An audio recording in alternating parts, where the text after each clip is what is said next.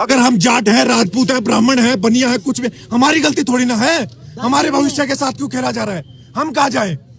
हम ये चाहते हैं आरक्षण आर्थिक आधार पर होना चाहिए। जैसे जो गरीब है उन्हें भी होना चाहिए। क्या स्वर्ण समाज में गरीब नहीं होते हैं क्या? आप ये सोचिए कि स्वर्ण समाज वाले हैं, कोई ऑटो ड्राइवर है, उसका बच्चा डबल फीस भर रहा है, और जो कलेक्टर है ST SC से SC SC से उनके बच्चे आरक्षण का लाभ उठा रहे हैं। तो ये कहाँ तक सही है कि रिजर्वेशन में रिफॉर्म किए जाए, इसका राजनीतिकरण बंद हो, जिसको जरूरतें हैं उस तक जरूरतें पहुंचाई जाए, गांव का गरीब बच्चा अच्छी एजुकेशन लेके अच्छा डॉक्टर, अच्छा इंजीनियर बन सके, ताकि देश का भविष्य उज्जवल हो। हम अपने देश की प्रतिभाओं का लगातार दमन करते जा रहे हैं और हम चाह रहे हैं कि देश विकसित भारत बनेगा। कैसे बनेगा? क्या निगेटिव नंबर लाने वाले बच्चे को डॉक्टर बनाए जाएंगे तो कैसे विकसित भारत बनेगा? एशन को हम जड़ से हटाने की बात नहीं कर रहे हैं। जो उसका अधिकारी है, चाहे वो सवर्ण समाज से आता हो, दलित समाज से आता हो, उनके लिए उनकी अच्छे से पड़ताल की जाए और तब उनको दिया जाए। हम क्या बोल रहे हैं उनको मत दो। अगर बेचारे के घर में खाने के पैसे नहीं है, बेचारा 8 लाख से कम सालाना कमाता है, तो दो ना उसको, हमने नहीं रोका। लेकिन हमारे सवर्ण समाज में भी ऐसे लोग हैं जिनके माता पिता ऑटो चलाते हैं, सब्जी बेचते हैं, नाले वो भी साफ करते हैं, छोटे छोटे बड़े बड़े हॉस्पिटलों में वो भी कंपाउंडर की जॉब करते हैं। वो कहाँ से लाएंगे इतने पैसे कि अपने बच्चों को पढ़ा सके? क्या है आरक्षण हटाओ आंदोलन? आरक्षण पर बवाल, आखिर क्यों सड़कों पर उतरे हजारों लोग? नमस्कार, मैं हूं रचना सिमवार। देश की राजधानी दिल्ली के जंतर मंतर से लेकर कनॉट प्लेस की सड़कों तक इन दिनों आरक्षण हटाओ आंदोलन और आरक्षण सुधार आंदोलन की गूंज पूरे देश में सुनाई दे रही। सोशल मीडिया पर लाखों फॉलोवर्स का सपोर्ट जुटाने के बाद अब हजारों युवा और कई संगठन सड़कों पर उतर आए हैं। स्वर्ण समाज के युवाओं, जनरल सेना, चाणक्य सेना और करनी सेना समेत कई संगठनों का कहना है कि मौजूदा आरक्षण व्यवस्था में तुरंत बड़े बदलाव होने चाहिए। आज हम बात करेंगे कि कैसे ये आंदोलन अचानक शुरू हुआ, इसकी मुख्य मांगे क्या हैं और अब इस पर क्या नया मोड़ आ रहा है। ये सब जानने के लिए खबर को आखिर तक देखिएगा और हमारे चैनल को लाइक और फॉलो करना मत भूलिएगा। दरअसल आखिर ये पूरा आंदोलन कब और क्यों शुरू हुआ, इसे समझना बहुत जरूरी है। दरअसल इसकी शुरुआत नीट अभ्यर्थी हर्ष दुबे के नेतृत्व में सोशल मीडिया प्लेटफॉर्म्स खासकर इंस्टाग्राम से हुई थी। देखते ही देखते आरक्षण हटाओ आंदोलन नाम के पेज पर करीब 56 लाख से ज्यादा लोग जुड़ गए और ये वर्चुअल डिमांड जमीनी स्तर के एक बड़े प्रोटेस्ट में बदल गया।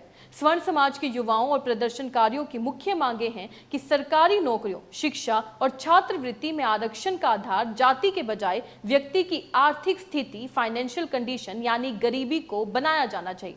इसके अलावा SC और ST वर्ग में भी क्रीमी लेयर का नियम सख्ती से लागू हो, ताकि आरक्षण का फायदा लगातार एक ही मजबूत परिवार को मिलने के बजाय उस वर्ग के असली जरूरतमंदों तक पहुंच सके। साथ ही SC ST एक्ट, UGC नियमों और IIT IIM में मिनिमम क्वालिफाइंग मार्क्स के प्रोविजंस की समीक्षा के लिए एक वाइट पेपर जारी करने की मांग भी कर दी गई। आंदोलन के दौरान प्रफुल्ल गर्ग जैसे सोशल मीडिया क्रिएटर्स और वक्ताओं ने यह भी सुझाव दिया है कि इस मुहिम का नाम आरक्षण हटाओ के बजाय आरक्षण सुधार आंदोलन होना चाहिए। उनका कहना है कि पूरे सिस्टम को अचानक खत्म करना प्रैक्टिकली सही नहीं है, इसलिए एक लिखित मैनिफेस्टो के साथ सुधार की मांग होनी चाहिए। इसमें मांग रखी गई है कि एक परिवार के अगली पीढ़ियों को मिलने वाले लाभ की लिमिट तय हो, आरक्षण के लिए मिनिमम क्वालिफाइंग बेंचमार्क हो और हर 10 साल में आरक्षण नीति का कॉम्प्रिहेंसिव रिव्यू किया जाए। हालांकि जंतर मंतर और कनॉट प्लेस पर बिना परमिशन जुटने पर दिल्ली पुलिस ने एक्शन लेते हुए कई प्रदर्शनकारियों को हिरासत में भी लिया है। दूसरी तरफ इस आंदोलन पर देश की राजनीति पूरी तरह गर्मा गई।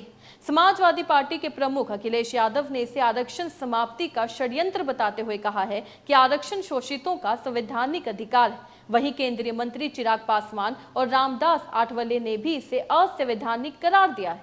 हालांकि चिराग पासवान ने कहा है कि सिस्टमैटिक तरीके से मांग आने पर सरकार बातचीत के लिए तैयार है। दूसरी तरफ यूपी के डिप्टी CM ब्रजेश पाठक ने जंतर मंतर के छात्र प्रतिनिधियों से मुलाकात कर उनकी मांगों को केंद्रीय नेतृत्व तक पहुंचाने का आश्वासन भी दे दिया है कि आरक्षण व्यवस्था में आर्थिक आधार पर बदलाव होना चाहिए। तो कुल मिलाकर आरक्षण हटाओ आंदोलन सिर्फ एक प्रोटेस्ट नहीं, बल्कि रिजर्वेशन पॉलिसी को लेकर एक बड़ी पब्लिक डिबेट बन चुका है। एक पक्ष कह रहा है कि जरूरतमंद को बेनिफिट मिलना चाहिए, कास्ट के बजाय इकोनॉमिक कंडीशन को और ज्यादा इंपॉर्टेंस मिलनी चाहिए। दूसरा पक्ष कह रहा है रिजर्वेशन केवल आर्थिक मदद नहीं बल्कि सामाजिक और संवैधानिक अधिकार है। अब इस डिबेट का रास्ता सड़क से निकलकर डायलॉग, डाटा, लॉ और पॉलिसी तक जाता है या नहीं, ये आने वाला वक्त ही बताएगा। आपकी नजर में क्या रिजर्वेशन सिस्टम में इकोनॉमिक कंडीशन को ज्यादा इंपॉर्टेंस मिलनी चाहिए या मौजूदा कॉन्स्टिट्यूशनल फ्रेमवर्क को ही जारी रखना चाहिए? चाहिए? अपने राय कमेंट बॉक्स में लिखकर जरूर बताइएगा। इसी तरीके से देश और दुनिया से जुड़ी हर छोटी सी बड़ी अपडेट के लिए एफपीएन यानी फ्रंटलाइन ब्रेकिंग न्यूज को लाइक और फॉलो करना मत भूलिएगा। धन्यवाद।